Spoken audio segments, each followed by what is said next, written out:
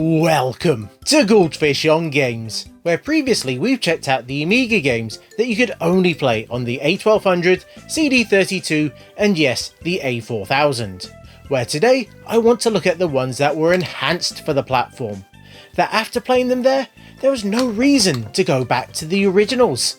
So let's check out some AGA glow-ups. There are a number of routes that the developers could take. It might be as simple as adding in a new background, as we can see with the Zools. Now when it comes to Zool 1, I might say it's better to avoid this version, as the backgrounds were more of a distraction, and could make those levels a little bit more confusing as the baddies could blend into them.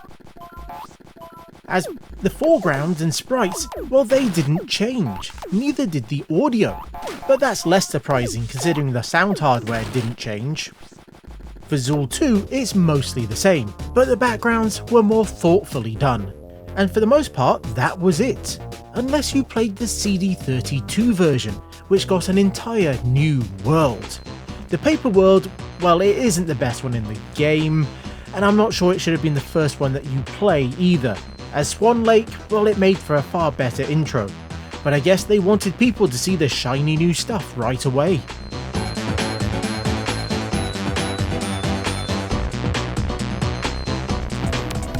Now, considering the CD32 is an AGA machine, I'm going to include it, and a few other games that made use of its extra hardware, as this is my video and I get to make the rules. And speaking of which, I want to cover the games that got either a specific AGA release, or got called out on the box for being upgraded. So while 3D games like Microprose Formula 1 Grand Prix are much nicer on this more powerful hardware, they didn't release a dedicated version for the AGA hardware. But we can look at Frontier Elite 2, as it was updated for the CD32. And it really can be seen as more of a bug fix release. Now, it obviously made use of the extra CPU and RAM to make the game so much smoother to play than the original. I remember having a few moments where the frame rates could be measured in per minute on my A500 Plus, but it did get a few little extras. There's new buildings that have been added to some of the spaceports, that unless you know the game very well you could very easily miss, but there's also the navigation computer that makes it a little easier to navigate the star map. But it didn't get any of the texture mapping from the PC release. Oh, and if you do play this on the CD32, then you are more limited when you can save. But they did remove the copy protection, which was that type in word X from line Y type of thing. I would have hated to have to do that on the pad.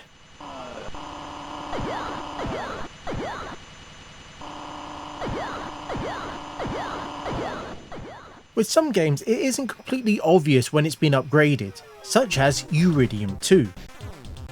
As in many ways it's quite subtle, and you have to go into the semi-hidden menu to enable the Mayhem mode. This uses the extra power of the machine to increase the speed of just about everything, and enables more stuff on screen at once. So more effects, baddies, and well, as you can imagine, it just increases the mayhem. This was one of a number of games that included both the original and AGA versions on the same discs, and it was up to you to decide which one you wanted to play.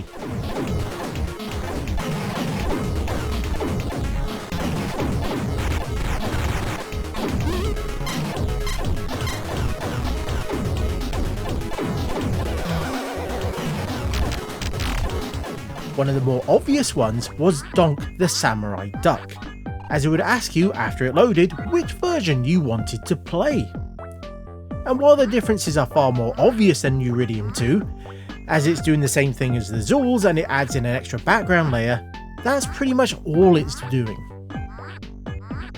And after seeing a demo of the game with a much larger range of the basic artwork than what we got in the final game, it got me wondering that maybe they sacrificed some of the main tile work to free up space on the discs for these backgrounds.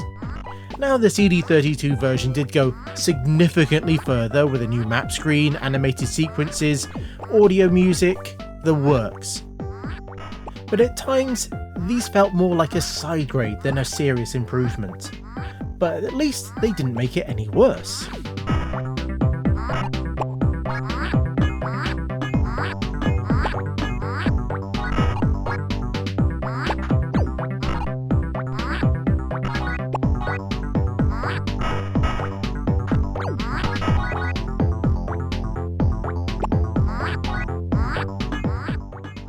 When it comes to games with graphical upgrades that were well done, I think of stuff like Pinball Fantasies.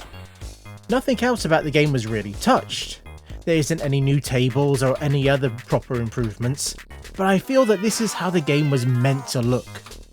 The A500 version was more of a case of taking these graphics then cutting them down, rather than additional stuff being added to the base graphics. And on top of all this, I do feel the game runs a little bit smoother as well, but it's clearly just the same graphics, just improved. Well, for everything other than the menu, as the regular floppy disk version came with just this. Now it's a far cry from the great looking menus of the regular or the CD32 release. And I figure with the more detailed graphics, they didn't want to increase the disc count too much, as it had already gone up from 3 to 4. And if they did the same thing with the menu graphics, then they might have needed more discs. But this is a solid game that plays the exact same on both platforms. So if you have the option of it looking better and there isn't any other reason to go back to the other version, then guess which one you want to play. And in some ways, that more basic looking menu does load a little bit faster, and you can get into the game just that little bit quicker.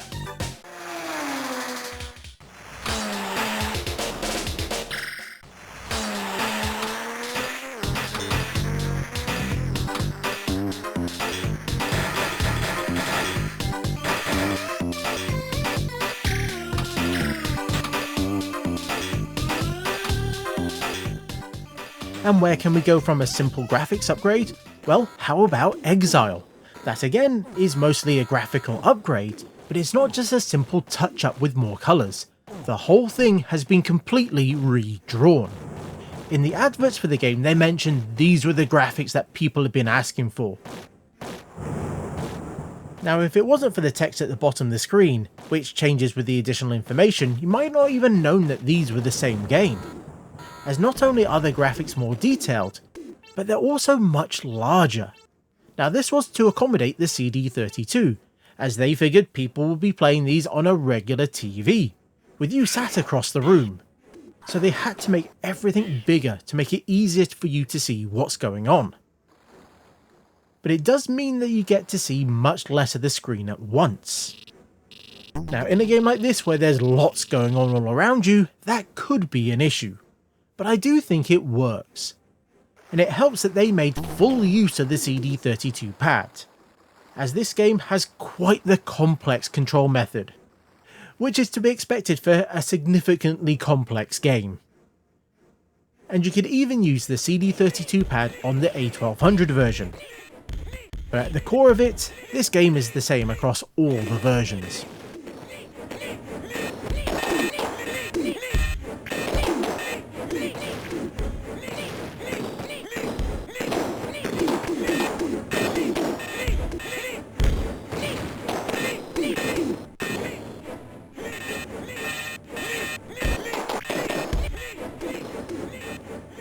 Let's have one last game that could be seen as a purely graphical upgrade, Super StarDust.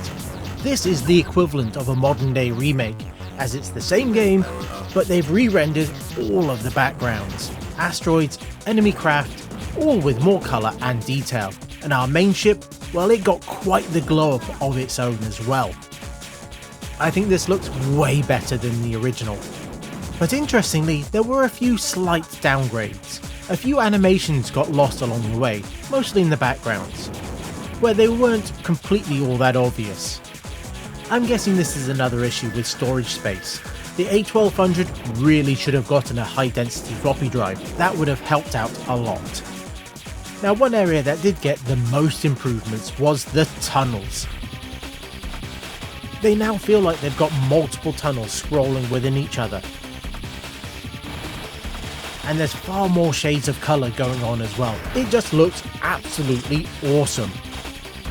Now outside of the original looking amazing on the original hardware, and being a great case of what the A500 could do, this version, well, it is just the better one to play.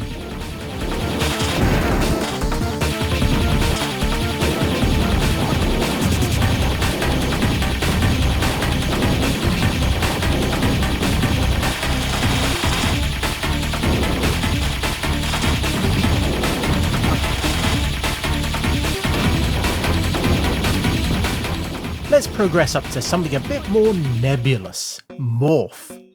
A title that at first glance might not even seem like it's been upgraded. Yeah, the graphics have been given a bit more detail here and there, with some areas looking much nicer. But that's not the reason I've included it in this video. The real improvement here is the 12 extra levels that they added, as each of the worlds got 3 more maps, bringing their totals up to 9 each. So that's 36 versus 24 from the original. Now this was balanced slightly by the fact that they stopped A1200 users from even playing the original version, as if you tried to boot up that original version, then you get a screen telling you it's not compatible, and you'd have to wait for the dedicated version. Now this seems a little bit odd to me, possibly slightly artificial, but maybe there was some technical reasons for it. I know some games had issues with the caches on the A1200's CPU, so it's possible there might be a technical reason for this and they didn't have time to fix it up, particularly if they knew they were going to be working on a newer, more improved version anyway. But at this time, it does feel a little bit odd not to support all systems in the OCS version of the game.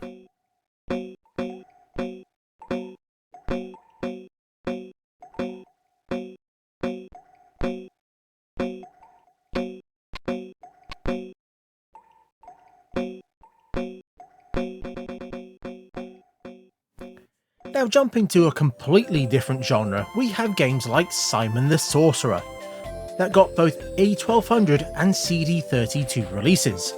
Both look the same, having been upgraded to the 256 colour version that they released for PC. Not that I think the A500 version looks bad, I think they're both great looking titles in their own rights, but you could very quickly get used to one or the other.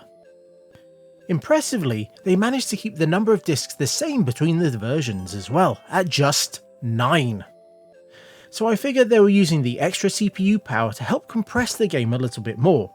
But if you want the ultimate version for the Amiga, then it has to be the CD32 edition. No disc swapping, and you get the brilliant voice work of Chris Barry. If I said you had a beautiful body, would you hold it against me? What are you on, kiddo? Get out of here. Even if this is the same as the PC version where they removed the subtitles. What an odd thing to do.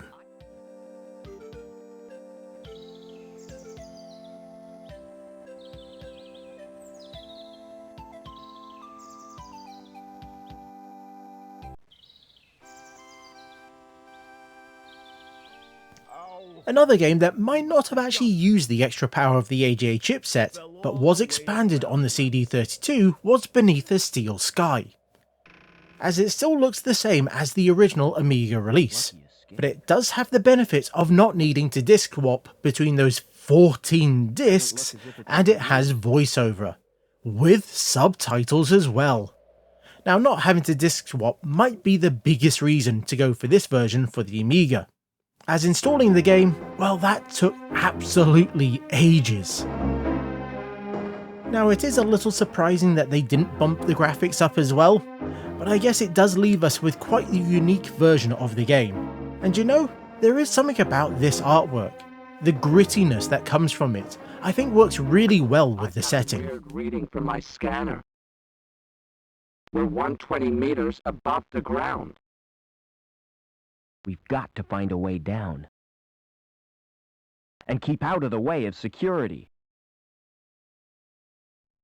There is also the case of UFO Alien Unknown, or XCom as it was also known as. The A500 version was massively cut back and was extremely slow. So slow that they had to add a progress bar so you knew it hadn't crashed while it was doing the alien movement. The geoscape, well, it didn't even have an animated day-night cycle, so the A1200 version looked so much closer to the PC edition, and it's obviously not quite as slow.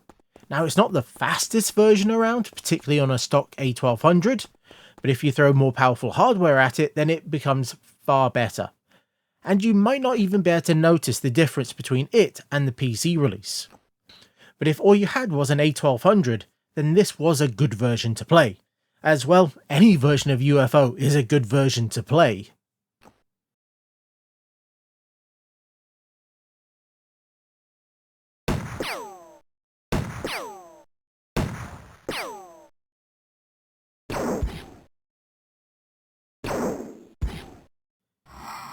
Now this is similar for Theme Park.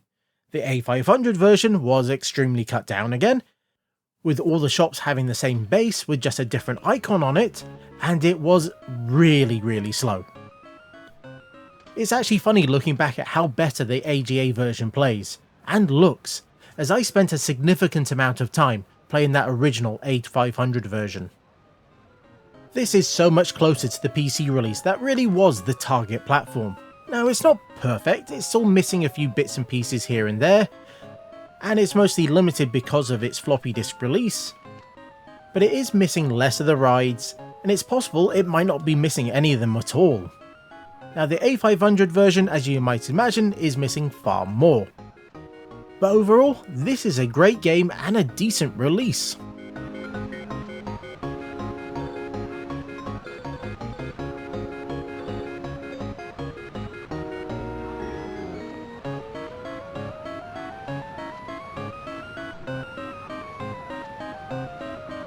And to round out these PC conversions, there is Wing Commander.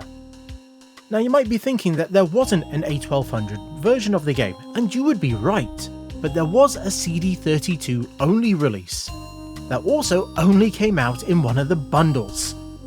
Yeah, you can even buy it in the shops. It's a bit of a mess. Especially when you consider what a great job they did of updating the game. It's now so much closer to the PC version in terms of looks, and it runs significantly better due to the extra CPU power of the machine. Now it still doesn't run at full speed, but then Wing Commander is a bit of an odd game when it comes to that sort of thing. I think this might actually handle more powerful CPUs than the uncapped PC version. But also, with all the buttons of the CD32 controller, it's actually significantly easier to play on a pad.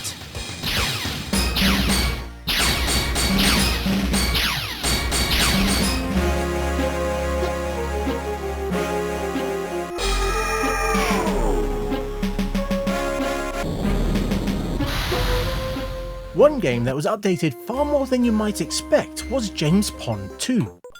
As at first glance this looks almost exactly the same, but there are changes. It's mostly in the backgrounds, as they didn't go all out like they did with Zool.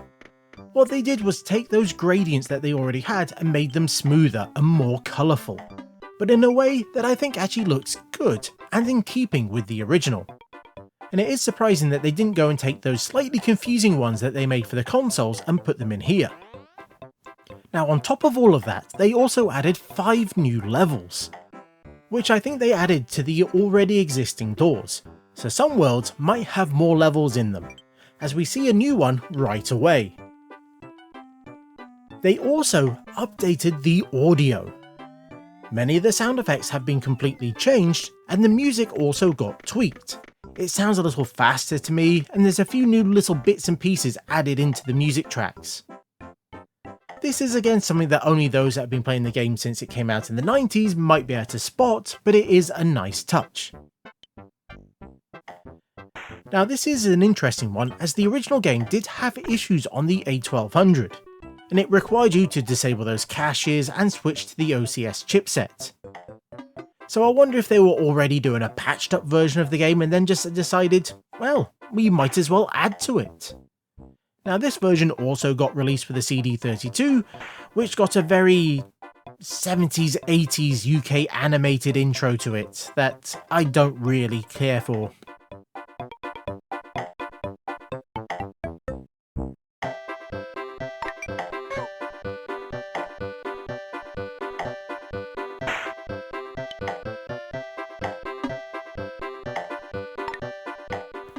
And to end the video, I want to look at a game that went all out. We are talking about Worms, the Director's Cut. This was a bit of an overlooked release of the game, as it was an AGA only release, and at a time when the Amiga was dying off. It was also Team 17's last release for the platform, and as such, it only sold about 5,000 copies. But wow, is this a send-off. Not only did the backgrounds and levels get bumped up with the amount of colours and detail that look extremely nice, but I swear they've added a new level style to the game as well. And then we come to the new weapons. Some that are still unique to this version of the game. Homing pigeons, concrete donkeys, old grannies, mad cows, and so much more. The game also features full CD32 controller support for those that prefer playing the game with a controller, and the process of making custom levels was made significantly easier with graffiti mode, where you could just draw on the screen what you like to play. This also includes being able to make the new style of maps, the caverns, that managed to beat Worms 2 by over a year. Even the custom levels were improved, as you can now make 2 layers to have even more detailed maps. And I have to point out the skid mark style grenade that will bounce around the title screen that you can also bash around. This is still Worms, and the basics of the gameplay haven't changed, which is a good thing as the gameplay was perfect. But everything they added complemented the game. And if you didn't like any of the new weapons or anything else, then you could easily turn them off. The options were extremely detailed.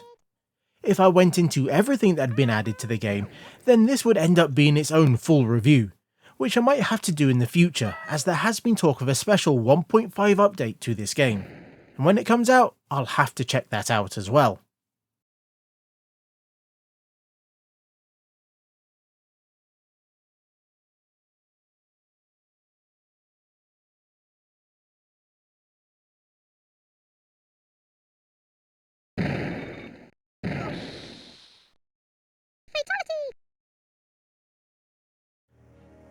And I feel this is a good place to finish.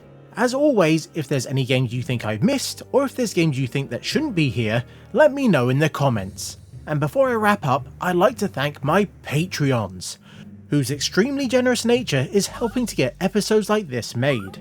They are also enjoying early access to videos, as well as behind the scenes news. You can join for free if you like, there will be a link in the description. Or you can just use the buttons below the video, as they also help the channel out. And until next time, I was the Goldfish, that was a lot of glow fishing up, and this was Goldfish on Games.